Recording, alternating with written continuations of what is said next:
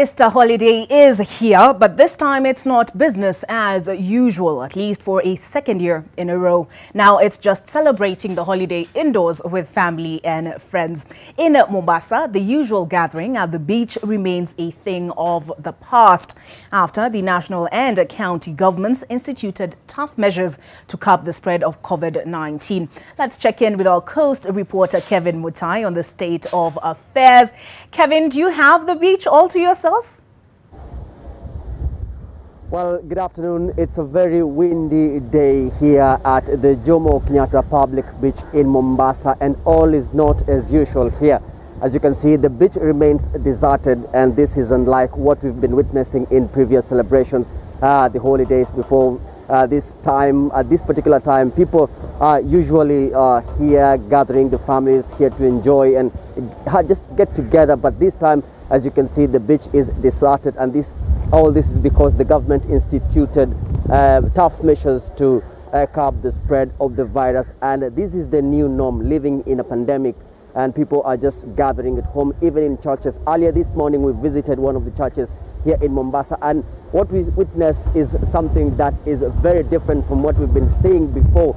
And as you can see, even the beach operators are here at this particular time, and there's no one, they cannot even sell anything, as this place has no, there are no people here. Let me just quickly speak to one of the operators here to just get a glimpse of how business is and how they've been surviving through the pandemic, because a lot of people who depend on these establishments to earn a living have been, suffering. They've been going days without, earning a living, and all this is just because of the tough measures instituted by government. Kwanza kabisa tueleze kwa majina waitwa nani, alafu tueleze hali imekuwa vipi, kwa sababu ni msimu wa Pasaka na hivi leo tuangalia kwenye fukwe za bahari hakuna watu. Hali iko vipi? Haya, kwa kwanza mimi kwa majina naitwa Moses Muturi. Ukiangalia ya kweli Pasaka tunashukuru Mungu juu ya uhai, kitu cha kwanza. Lakini ya pili ukiangalia imekuwa kama tunafanja sasa. Ukiangalia hata hakuna mtu mmoja amekuja bichi yetu. Yaani watu wameogopa corona, na corona ni kweli.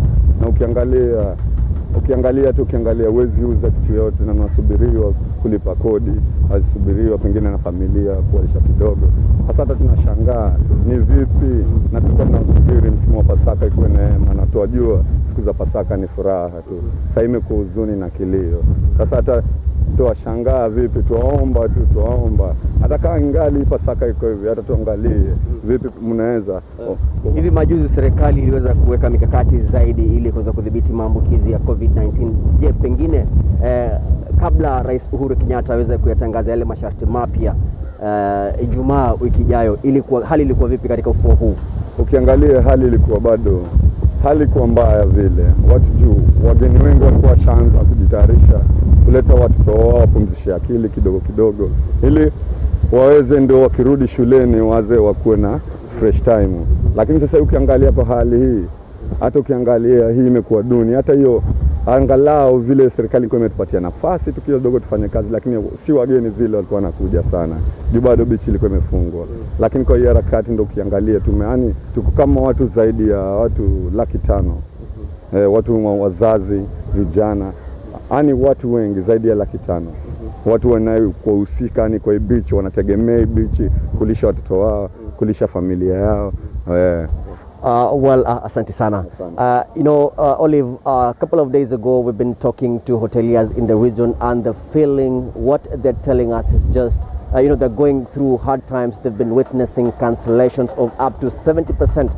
Before the new measures that were announced by the government, a week ago, most of the the owners of the hotels here in the coast region had recorded up to 85% of the bookings. But when the new measures were announced by the government, they witnessed cancellations as people were rushing to get out of the coastal towns to avoid being locked in this particular region. And the feeling is just, it's the same from across the region. We cannot even see air transport, going to the locked, the counties that the government say is infected with COVID-19. Those are the 5 counties, and Nairobi being one of the central hubs for transport. We cannot even see the standard gauge railway operating.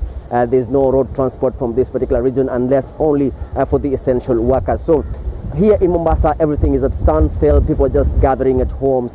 I mean, families, coming together in just their within the confines of their houses. But we'll be speaking to more. We'll try and get some more views from how the situation is with this Easter, and we'll be compiling a very comprehensive story later in our subsequent bulletins.